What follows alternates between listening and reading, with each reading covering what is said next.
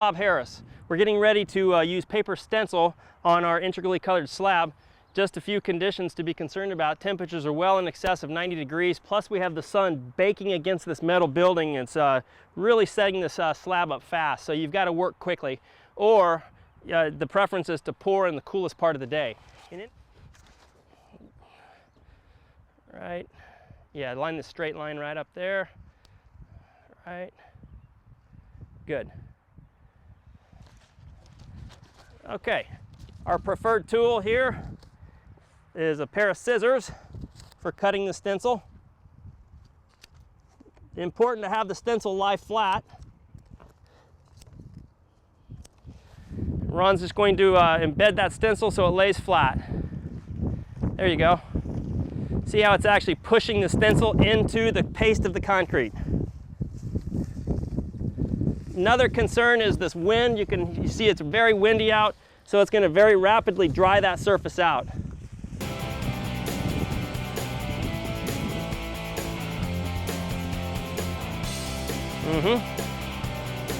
Good.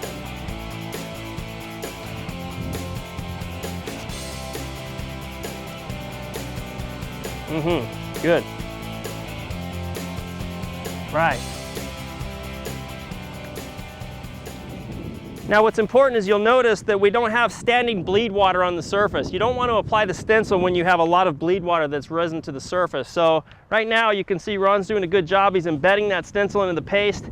And this is what you're looking for, just so it embeds, because the step after we've got our stencil laid is we're going to apply a color hardener.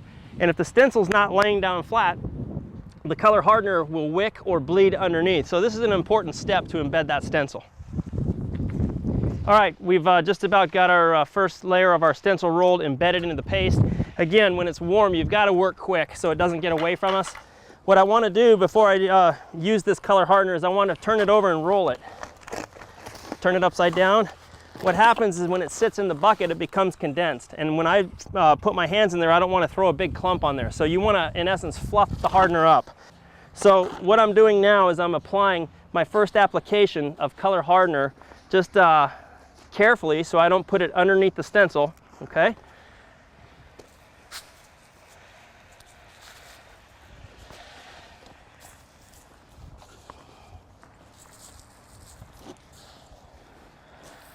I might even choose to use an accent color on this.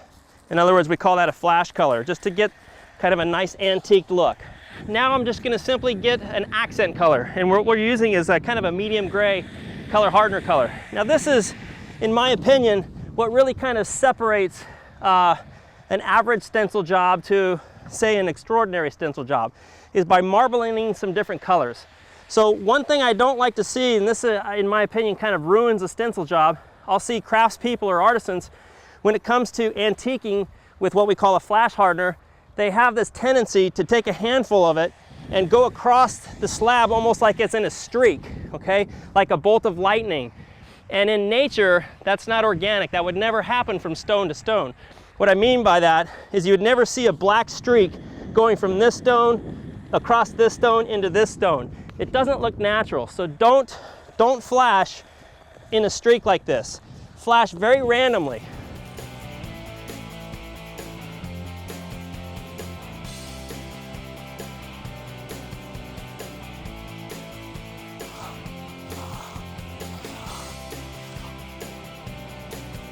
We've worked our color hardener in.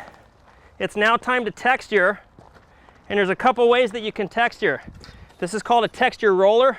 Some people prefer to use the texture roller.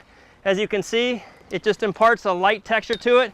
If you're using this type of roller, I like to cross it up, meaning I'll run it one direction like this, and then perhaps even come at a diagonal or at a 90 degree. If you're not careful when using this, you can see this has a very distinct texture on it. You'll see that repeating pattern if you don't cross it up when you roll, and it just doesn't look natural. So make sure you cross it up when you use the texture roller. And if you don't prefer the roller, the seamless texture skins work great over the top of stencil. I actually quite like this because it leaves a very natural texture, and if you do it properly, you won't see a repeating pattern. And this is just right. Perfect for applying texture. On our stencil application, it's time to remove the stencil. Now, what are we looking for when it comes time to remove the stencil? Typically, any of the cement paste that's accumulated on the top of the stencil should flake off. So what I mean by that is you look, see how it pops off? It just pops right off. That's a good indication that it's time.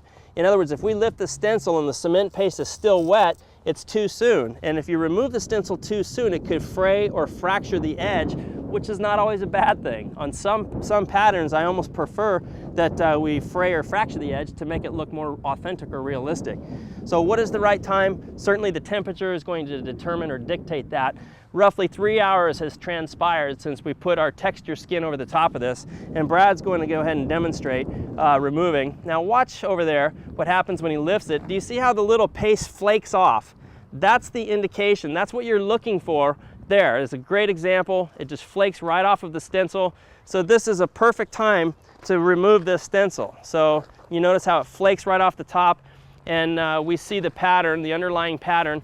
Now you'll remember we talked about integral color. You'll notice the grout joints, the nice brown or tan color, that's the actual integral color.